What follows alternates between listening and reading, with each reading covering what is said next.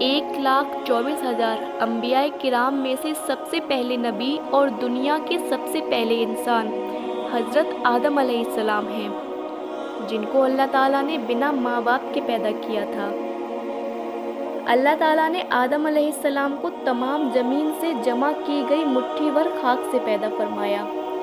آدم علیہ السلام کی اولاد بھی طرح طرح کی مٹی کے مطابق پیدا ہوئی۔ ان میں سفید فام بھی ہے، سرخ بھی اور سیاہ فام بھی، اور ان کے درمیانی رنگوں کے بھی اسی طرح بد نرم والے اور سخت طبیعت اور درمیانی طبیعت والے۔ اللہ تعالیٰ نے آدم علیہ السلام کو اپنے ہاتھ سے پیدا فرمایا تاکہ ابلیس آپ سے بڑائی کا دعویٰ نہ کرے۔ چنانچہ اس نے آپ کو انسانی صورت میں پیدا فرمایا۔ آپ جمعے کے دن، جس کی مقدار 40 سال تک تھی، مٹی کے بنے ہوئے ایک جسم کی صورت میں پڑے رہے۔ فرشتے پاس سے گزرتے تھے تو اس جسم کو دیکھ کر ڈر جاتے تھے۔ ابلیس سب سے زیادہ خوفزدہ تھا۔ وہ گزرتے وقت اسے چوٹ مارتا تو جسم سے اس طرح آواز آتی جس طرح مٹی کے بنے ہوئے برتن سے کوئی چیز ٹکرانے پر آواز آئے۔ اس لیے وہ کہتا بھی تھا کہ تجھے کسی خاص مقصد کے لیے پیدا کیا گیا۔ وہ اس خاکی بدن کے منہ کی طرف سے داخل ہوا اور دوسری طرف سے نکل گیا۔ اس نے فرشتوں سے کہا کہ اس سے مت ڈرو، یہ تمہارا رب صمد بے نیاز ہے، لیکن یہ تو کھوکھلا ہے۔ اگر مجھ پر اس پر قابو کیا گیا تو اسے ضرور تباہ کر دوں گا۔ جب وقت آیا اور اللہ تعالیٰ نے اس جسم میں روح ڈالنے کا ارادہ فرمایا تو فرشتوں سے ارشاد فرمایا، جب میں اس میں روح ڈال دوں تو تم اسے سجدہ کرنا۔ جب روح ڈال دی گئی تو وہ سر کی طرف سے داخل ہوئی۔ تبھی آدم علیہ السلام کو چھینک آ گئی۔ فرشتوں نے کہا کہیے الحمدللہ، یعنی سب تعریفیں اللہ کے لیے۔ انہوں نے فرمایا الحمدللہ۔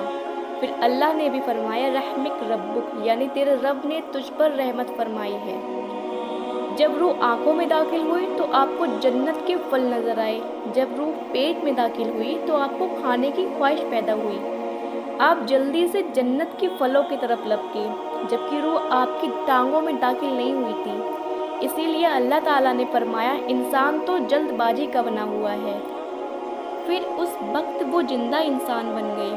ان کے سامنے فرشتوں کو سجدہ کرنے کا حکم دیا گیا تو تمام فرشتے اللہ تعالیٰ کے حکم کی اطاعت کرتے ہوئے سجدے میں گر گئے، مگر شیطان نے اپنی بڑائی اور تکبر کی وجہ سے سجدہ کرنے سے انکار کر دیا اور کہنے لگا میں اس سے بہتر ہوں، کیونکہ آپ نے مجھے آگ سے پیدا کیا اور آدم علیہ السلام کو مٹی سے پیدا کیا۔ اس طرح شیطان اللہ کے حکم نہ مان کر ہمیشہ کے لیے اللہ کی لعنت کا مستحق بن گیا، اور اسی وقت سے وہ حضرت آدم علیہ السلام اور ان کی اولاد کا دشمن بن گیا۔ آپ جنت میں اکیلے گھومتے پھرتے تھے، ان کا کوئی ساتھی نہ تھا جس سے ان کو تسکین حاصل ہوتی۔ ایک بار جب سوئے، جب جاگے تو دیکھا ان کے سر کے پاس ایک خاتون بیٹھی ہیں۔ انہیں اللہ نے آپ کی ٹیڑھی پسلی سے پیدا فرمایا تھا۔ آپ نے فرمایا تو کون ہے؟ انہوں نے کہا میں عورت ہوں۔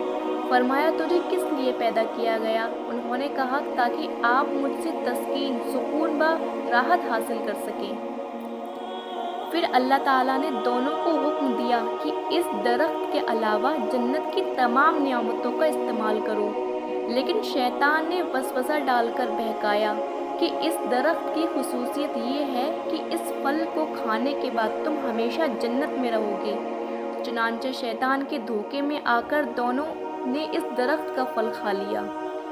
اللہ تعالیٰ نے اس غلطی کی وجہ سے جنت کا لباس اتار کر دونوں کو دنیا میں بھیج دیا۔